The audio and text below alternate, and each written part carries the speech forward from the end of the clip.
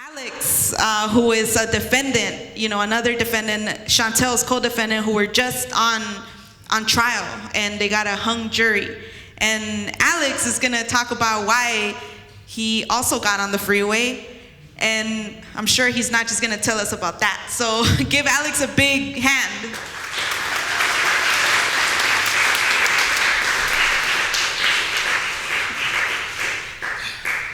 Hi, everybody. Thanks for coming. I want to thank people on the live stream as well. I'm one of the defendants in the Freeway 9 case. I'm also a member of the Revolution Club, and I'm a part of the national tour that's going around the country organizing people for revolution. So, I was thinking a lot of how to start this, and I guess I just started telling my personal story about how I got involved in, politics and why I'm here now, right? So, when I was 21 years old, I was in 2012, the story of Trayvon Martin came out, this kid, that 17-year-old black kid who was shot down by this racist vigilante in Florida, and me growing up in South Central, I was around a lot of black people. These were my friends, my neighbors. When I moved to South Central, I moved to a building that was all black people. So I really became best friends with these kids, right, who were my brothers. And when I saw the news of Trayvon Martin being killed, I was blown away because I was very ignorant to the oppression of black and brown people in this country, and through that, I was confronted with, am I gonna stay on the sidelines and just watch this happen to my people, to our people, or am I gonna do something about it? Even as having a basic understanding of where this was coming from, I actually had no idea where this was coming from, but I ran into revolutionaries, Bob Avakian, the leader of the revolution, who we just saw a clip of him. He started talking about all these things, and I'm like, whoa, this white dude is talking about these things, right? And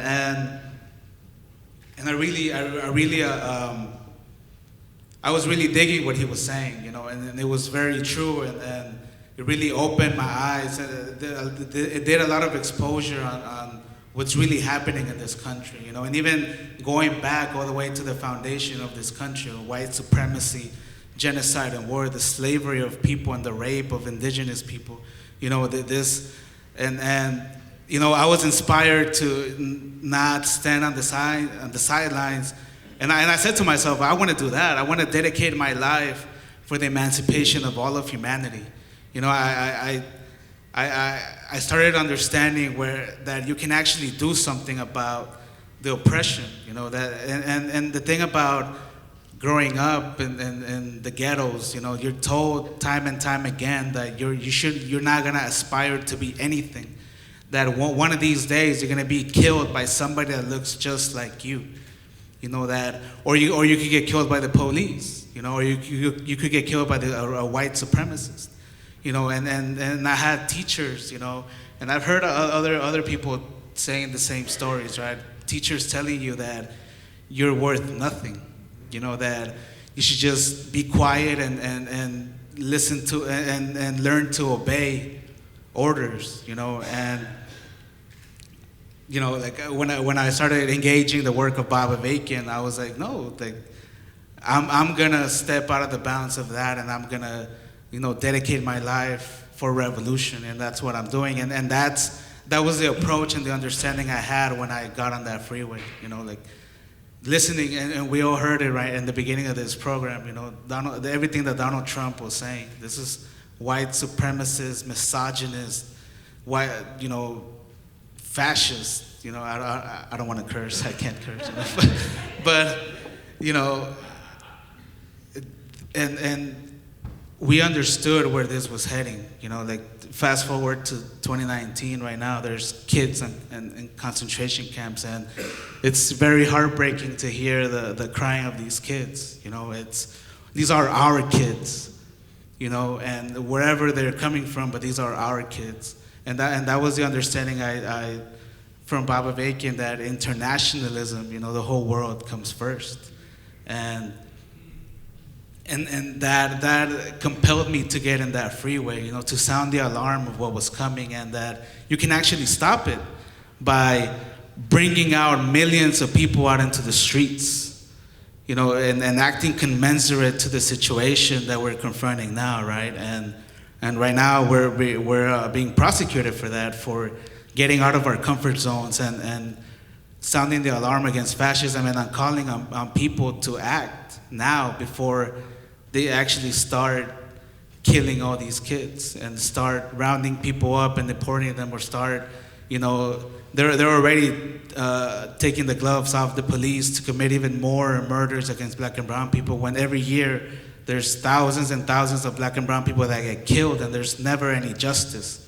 What does that tell you about this system, right? And as a revolutionary communist, you don't have to be a revolutionary communist to agree that this regime has to be driven out, right? But with the understanding of that is that we need an actual revolution to overthrow this system, because again, a country founded on white supremacy and genocide, that this system cannot be reformed. And look, I'm a part of the National Get Organized for an Actual Revolution tour. The whole title of it is, "You think you're woke, but you're sleepwalking through a nightmare. This system cannot be reformed, it must be overthrown," right?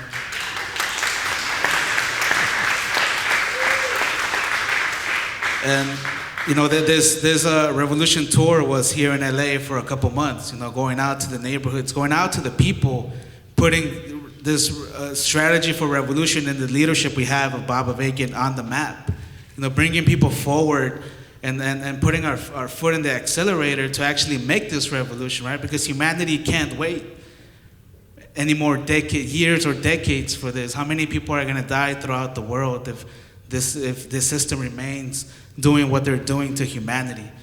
So this revolution tour was here in LA, and now they expanded to Chicago. If you heard things about Chicago, is where a lot of the youth, they're killing each other. There's mass shootings, of these youth who again, like myself, who have been told that they shouldn't expect to live past 21 years old. Just think about that. Think about what kind of system conditions people to just accept all of this, to accept that your life is not going to be worth anything, so you got to try to make the best out of it and try to screw people over that look just like you, or shoot somebody that looks just like you. That's a system that must be overthrown, right? So this revolution tour is in Chicago right now. And if they're watching, I want to send them a big shout out, because these are people who actually put their lives on hold. I got on the freeway, right? But these people, they put their lives on hold. They quit their jobs and they left their families to be able to go on this tour throughout the country for the rest of 2019, to go out and bring people forward, the thousands that are needed to inspire the millions to make revolution. And they're in Chicago right now, and I will be joining them as soon as I'm done with this case, right? Because we're not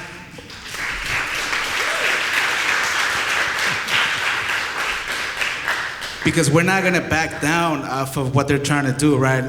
This political persecution, they're doing it to intimidate people, to silence people, and to this has a chilling effect on people, right? From them stepping forward and organizing, especially on these very dangerous times where fascism is fighting to consolidate, right? So I'm not gonna back down, and my comrades are not gonna back down off of this, and I hope people here tonight leave inspired enough to join this fight, right? This political fight to drive out the Trump-Pence regime and go out into society and inspire those millions that are required. Look, to do something like what's being done in Hong Kong, what's being done in Puerto Rico, right? There's concentration camps. That should be reason enough for people to step out of their comfort zones and pour into the streets every day, every night, demanding that this Trump-Pence regime must go, right? And for myself, we're not gonna stop until this system is overthrown, right? Until we make revolution and emancipate all of humanity. So, yeah, thank you guys for coming.